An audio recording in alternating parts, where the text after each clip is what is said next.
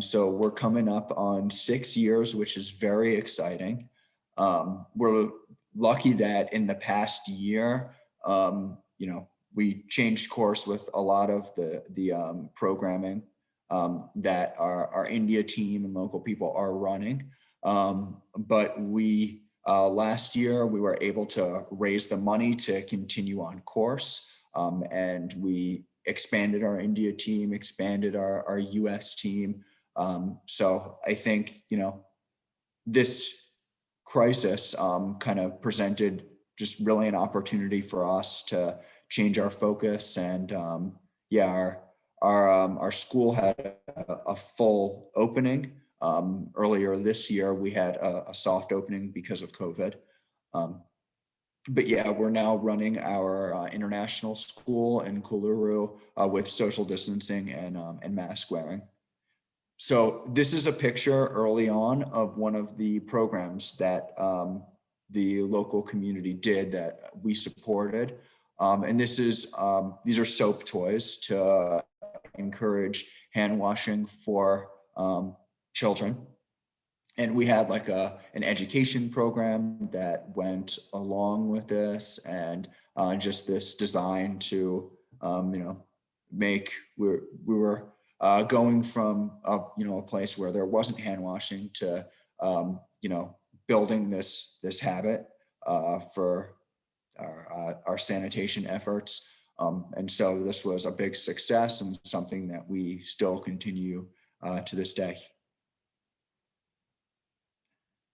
All right, so to give just more of an idea of where we do our work and what kind of work we are doing. So our goal is in establishing self-sustaining communities. So the way we do this is we make their vision our mission.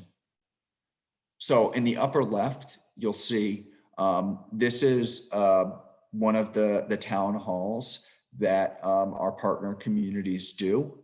And these town halls are for them to decide and design what are the ways that they want to go forward as a community. What goals do they have? We're kind of in this setting, we're the fly on the wall, we're observers, we're learners to see how it is they envision progress and what steps they want to take. So really, we come in kind of in two ways. One is just some of the expertise that they don't have locally. So for instance, to design our school, a member of our US team designed the school who is an architect. For the design of the water wells, we had engineers who are on our team who did that design. That's just expertise that they don't have locally, that we wanted to provide to support their development as a community. And with our model over time, so we also come in with financial backing with a lot of their projects. And over time with our model, they're able to take on more and more of the responsibility in these two areas. They're trained, for instance, we have a program training them for the maintenance of the water wells.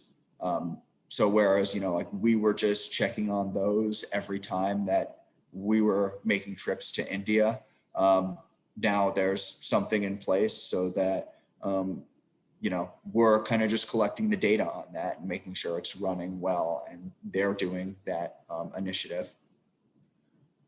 So yeah, upper right-hand corner, that just shows where in southern India and the state of Andhra Pradesh we do our work.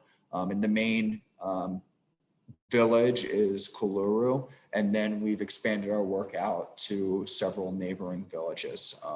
So we now have 42 water wells in a lot of different villages in that area.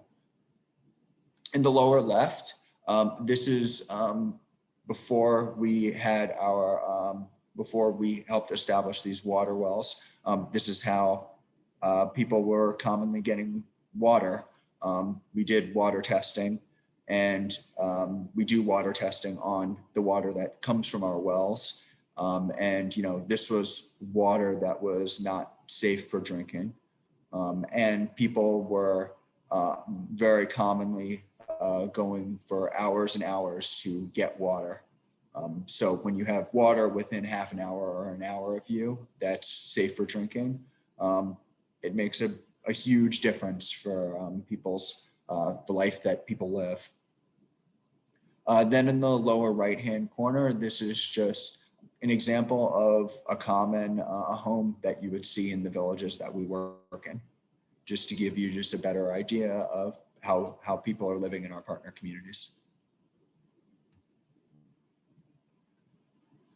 All right, so just some stats. So going in, this is kind of some of the stats on the communities that we were working with.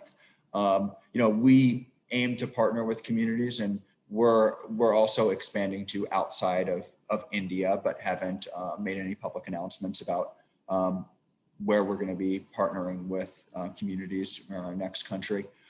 But in India and these communities in southern India, these are kind of what was the norm in terms of lacking medical access, the education, what it was like getting water, and just kind of the social status of communities. So what we do also, and just kind of introducing to our US community, the people who we're working with, is to do just a lot of individual profiles of people. So this is Arish, a 10-year-old who we spoke to. And now we're very lucky. We have people on the US team who speak Telugu, which is a huge help. And people who are from southern India. All right, so here's just the slide of who we are. So how do we make our impact? So in these 4 areas, water, education, medical care, and then empowerment or community engagement. So in the first 2, we've been running programs for many years. Water and sanitation, we've created 42 water wells. We do ongoing testing and maintenance for those. We have water storage facilities. We've also, in that area, done the soap programs that I talked about, along with helping people to start soap businesses. Then in education, we were doing after-school programs, initially for students through local orphanages.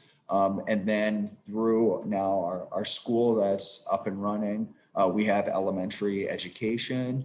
And also, unlike our US team, everybody who we have working on staff in India is paid. Then we have medical care. So we've started some initiatives with diabetes awareness and testing in that. And then empowerment training. We've had some leadership seminars, and then we've gone into kind of training people more one-on-one to assume some of the responsibilities of the work that the partner communities want to do. So yeah, we aim to enable every person, equip leaders, and then establish self-sustaining communities. So yeah, here's our page of stats. So mostly kind of what I've covered. So if you want to just take a little while just to look over the impact that we've had thus far in our journey.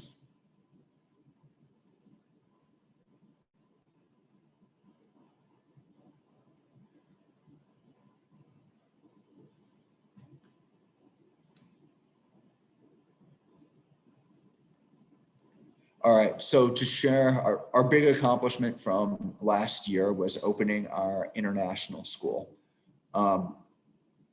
In opening this, we really were thinking, how do we want to distinguish the education at our school from other schools in rural India?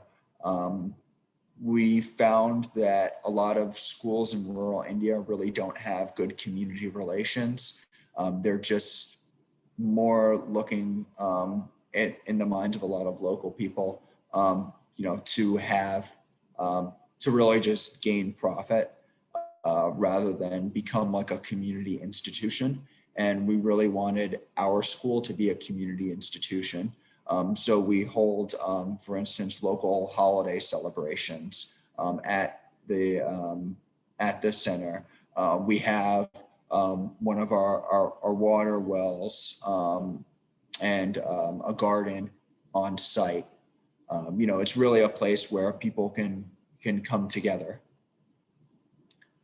So we want our education, from an early age to be both joyful and rigorous. We want students to, be, demonstrating progress in the areas that they're working, but also, we see as students go into the later grades, they lose that joy of learning, that curiosity. So, we don't want our education to be kind of like skill and drill or anything like that. So we want them to be prepared to be able to, pursue higher education, but at the same time be very engaged in the work that they're doing. So all of our work, we stress critical thinking, character, and wellness, so that children can grow into people who can create the change they want locally. We're very interested in just partnering with communities that are looking to build and improve things locally, rather than have the hope that their children go to the big cities and start a life there. So kind of the defining characteristics. Oh, sure. Yeah, please go ahead. Yeah, this is in regards to the location of the school and maybe like the transportation aspect of it. How do the kids get to school? Yeah. So yeah, as part of the school tuition, transportation is included. So yeah, that's. Gotcha, thank you. Yeah. That is very often something, I'm glad you asked that, because that's very, very often something that holds children back from going to school, and could be just a big, just burden on the family. So, that was something early on that we heard is just an absolute necessity to provide if you want children to be consistently there. I have another question, sorry. Yeah, please go ahead. So like patients included in the tuition, how much is the tuition for the school per year? So I don't know the figure offhand, being not on the education team. I think I've heard it before, but I don't want to cite something that is maybe off. But I'll go into kind of what we do for tuition. So with our tuition, first of all, it's income based. So we work with families to find, based on their annual income, what will they be paying for the school? Because we don't want that to ever be a barrier. So that's very much like worked into our budget that, different families pay different rates. And then also in rural India, families, when they're constrained financially, they'll sometimes make the decision to keep sending boys to school, but not girls. So we automatically make all tuition for girls half priced, as just a starting point, so that, we can really encourage education for girls. Our school is known for, in the area, having a very competitive salary. We provide housing and then a lot of professional development. In our academics, we use the ICSE curriculum, a blended learning model, and then it's also very data driven. And then we have this wellness programming for the parents and grandparents of students, as well as the water well and garden on site. Yeah, so those were very good questions about the school. Any other questions before I go on? You can always ask also later in the presentation.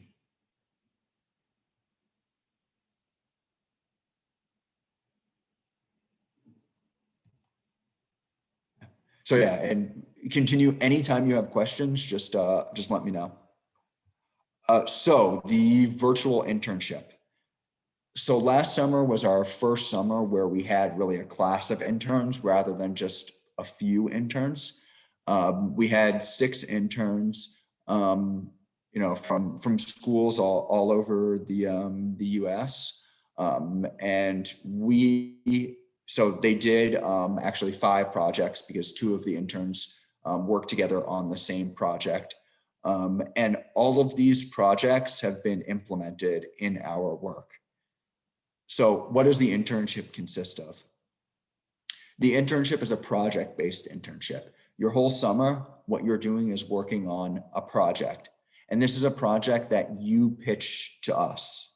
We want to make sure that you've done your homework on Forefront. You know what we're about, what we've done, what we're aiming to do, so that you know enough to be able to pitch us a project. Now, the first week or so of the internship is really about defining the focus of your project, really having that scope be focused so that the remaining time of your internship is focused toward achieving that goal and forming that project.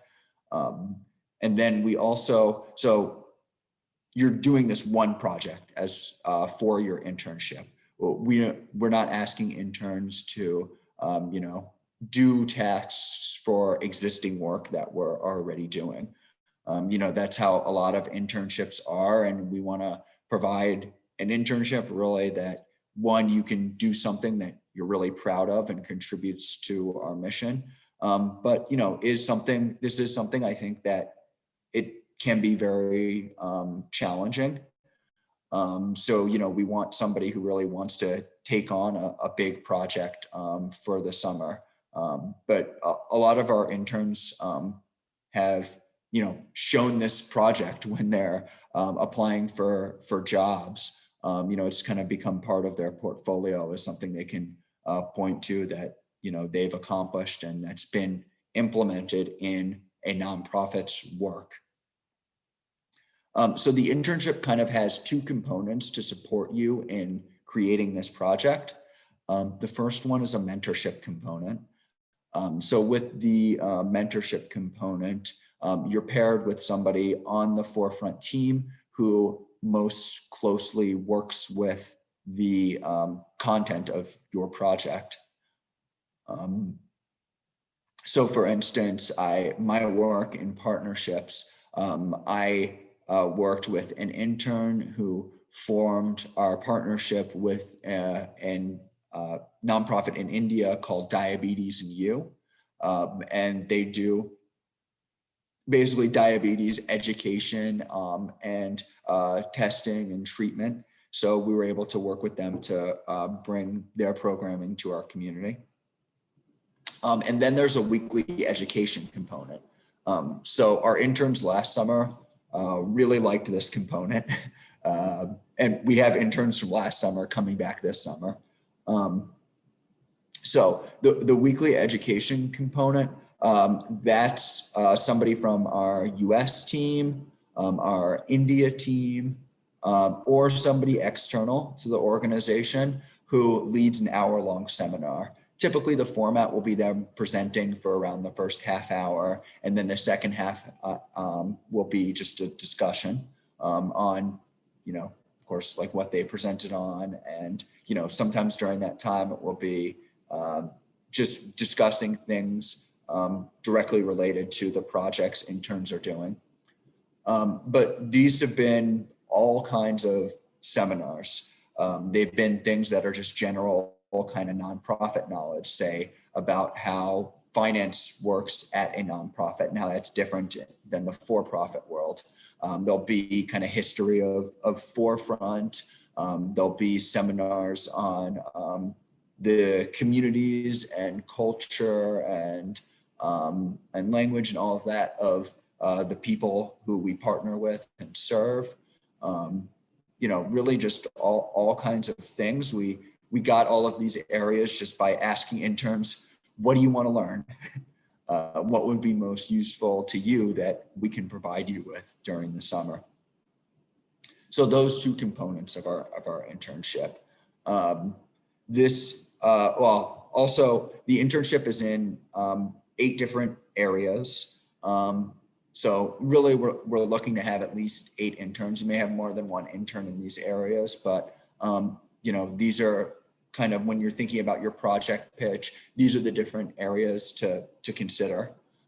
Finance, development, marketing, water and sanitation, education, medical care, empowerment, and then people and culture. So people and culture, and then finance, development, and marketing, these are our US facing teams, whereas the other 4, those are our programs. So our India facing team. People and culture is just what we call HR.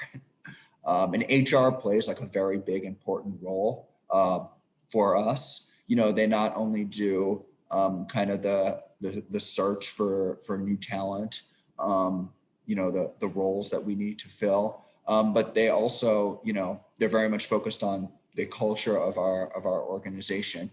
Making sure we have the best channels for communication, the internal programming that we do, all of our setup and content behind our meetings, whether those are our team meetings, such as development team, or marketing team, or the education team, or our monthly meetings where everybody from our US team comes together.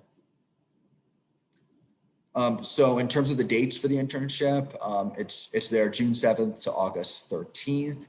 Because it's really an internship program, we want interns to be there for those 10 weeks. But, we kind of understand if you have something going on during one of those weeks. The time that you'll be doing this work is flexible, but the meetings are already planned times. So because everybody on our US team are volunteers, our meetings are on nights and weekends. And, some of those, like the educational component, we want everybody to be there each time. We had that on a weekday night in the past, but, some of the other meetings, like we encourage you to come, but it's not like as important. For instance, we like when interns are at our monthly meeting, and we find that, like they learn a lot about the organization and just about like how a nonprofit functions. But, that's not as essential as the weekly education component. And then same goes for the team meetings like marketing or our development team. And we list this as a 20-hour-a-week internship. It's definitely not full-time hours. Nobody on our team is working 40 hours a week. We have jobs that we do outside of this volunteering. But also, with the scope of the projects, interns realistically are working at least 10 hours a week. So 10 to 15 hours might be more common, but we list 20 hours a week because that's kind of the standard for a part-time internship. All of our interns have been doing something else while they're doing this internship. Part-time jobs, full-time jobs, another internship, classes, everybody's doing something else during that, and we kind of like recognize that. The mentorship, most people decide to meet with their mentor once a week, sometimes more often than that. But that's kind of the general guideline that we encourage, once a week. And that's just negotiated, what's a good time for the intern and the mentor. And then when you're applying, we request three things. First, your resume. Second, a no more than 500 word response. That's your project pitch. So that's what do you want to be doing while you're working with Forefront Charity. And then last, just a no more than 60-second introduction. This is, who you are and how that relates to Forefront. So what do you want to do with Forefront? Why are you interested in spending your time contributing to our mission? We have a lot of, we're fortunate, we have a lot of interns who are very excited about the work that we do and have brought a lot of really, really great ideas.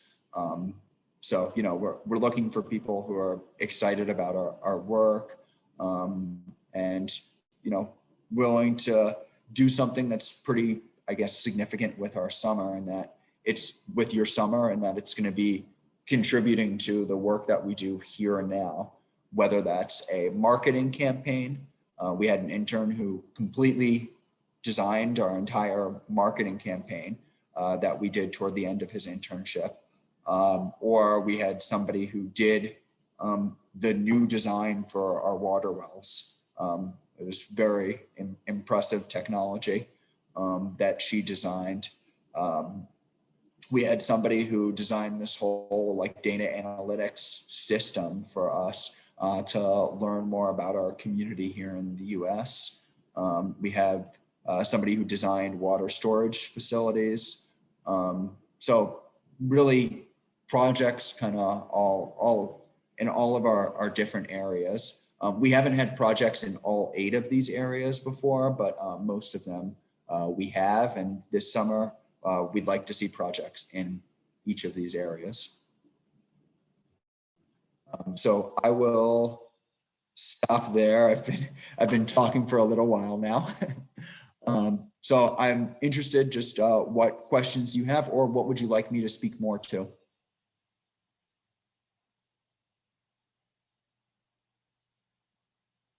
So quick You're question. welcome to enter them into the chat or speak up. Yeah, sorry, go ahead.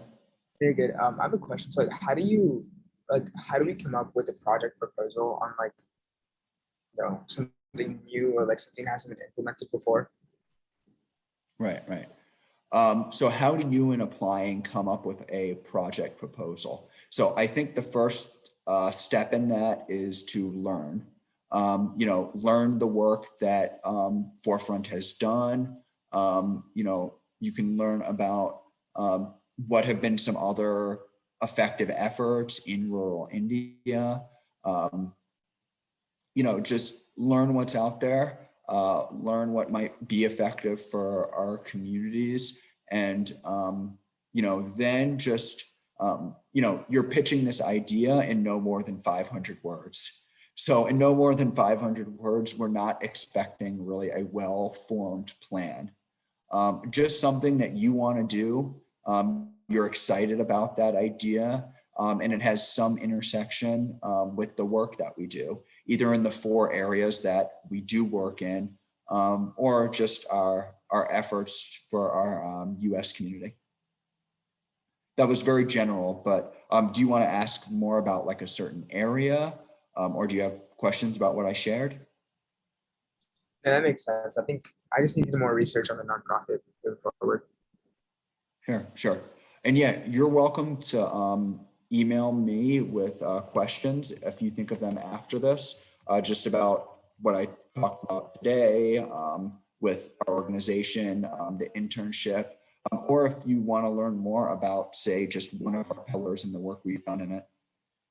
So there is my personal Forefront email. We had a question in the chat. Do the projects that interns implement over the summer normally end up being constituted after their formal internship is over? So I can't really give percentages on that. I've been in Forefront on the team for a little more than a year and a half. So I haven't seen all of the internships, but I can tell you that a lot of them from last summer, for instance, some of them started being implemented during the summer, and then some were implemented, in the next few months. It just kind of depends like where we're at as an organization with having the capacity to implement that here and now. But sometimes there can be several months of planning before we start implementing something. Question. Can you speak a little bit more about the people/culture component of Forefront and what that entails in terms of projects and things like that? Sure. So just a clarifying question. You're asking about the people and culture of the communities we partner with in rural India, right? I noticed that you had, for the interns, there was 8 different sections, I suppose, or topics, Right. and I saw people and culture on it, and I just wanted to know what if you could just clarify what that meant more specifically. Oh, sure. Yeah, so people and culture, that is all work for our US team. So that is what we call HR. So HR, I think in our nonprofit takes on a pretty big role. They're kind of responsible for everything that happens internally. So that is like all of our meetings internally, all of our events internally, onboarding people, whether that's, so say, we have contractors who come on, that's like a project-based kind of thing. We have team members who come on, that's to be working with the nonprofit, hopefully for many years to come. We have interns who come on, so like that process. And then it could be, everybody on our US team is volunteer, but there are like benefits that they provide. So for instance, say one of the companies that we're partnered with, they may decide just to provide something for our team members. So, our people and culture would be just responsible for that, doing the work with that outside organization, and then communicating that and making that available to team members, or like internal events. We've had, for instance, an exercise kind of, I forget what the type was, but something like yoga, but not actually yoga, for our team. So people and culture did that.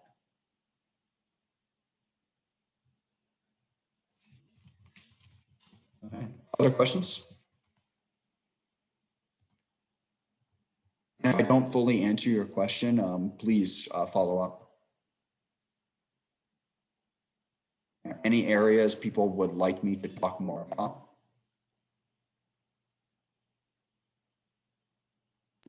I'm not sure if you mentioned this, but who teaches in the schools? Like, is it like US team? Is it like local teachers? Like, who's teaching in these classrooms? Right. So nobody from our US team or the US or abroad is doing the work in our local communities. It's all local people. It's, people from Andhra Pradesh, who are the teachers, who are, do the maintenance of the water wells, who are the construction workers. All of these are local people. With the model that we have for the community to be self-sustaining, we're not doing the work in this community. We're supporting the work that local people are doing for their community. So, although it's an international school, that international school is really about the content of the school, not that there are any international teachers or staff working at the school. The principal and administrators, everybody is local. And just another question, in regards to all of the components for the application, would you like us to email that to you, or is there a specific site or link that you would like us to go to? Yes, thanks for asking that because I did not mention that. So the best email to send those to are contact@goforefront.org. However, you can also email them to me. That's completely fine.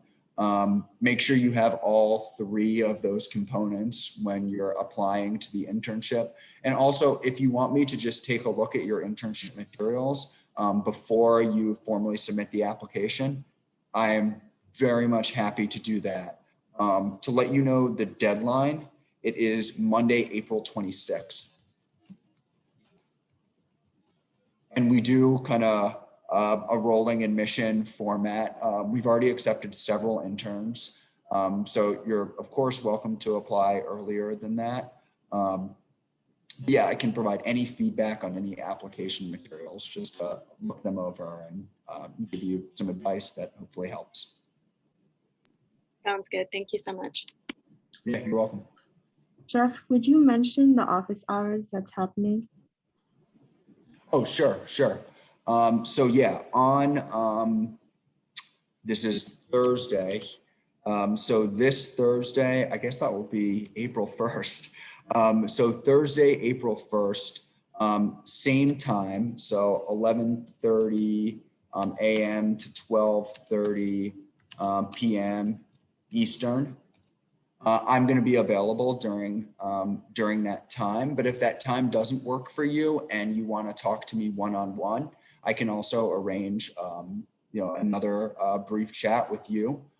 So just let me know what works for you, but that's another time in case you or any of your friends would like to chat with me. And there again is my personal Forefront email. And it's another Zoom call, right? Yes. I believe I'll be using the same link.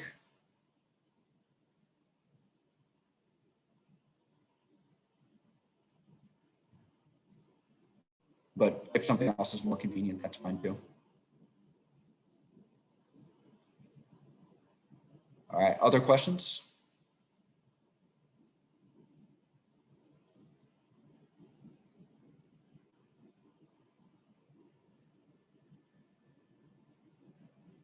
All right, then yeah, we'll wrap up. Yeah, a lot of good questions, so thank you for those. And you're welcome to be in contact with me through email anytime. So yeah, I enjoyed sharing about Forefront and getting to know you all a little bit. So thank you for taking the time to be here. And yeah, I hope to be receiving applications soon. Yeah, you're welcome. You're welcome.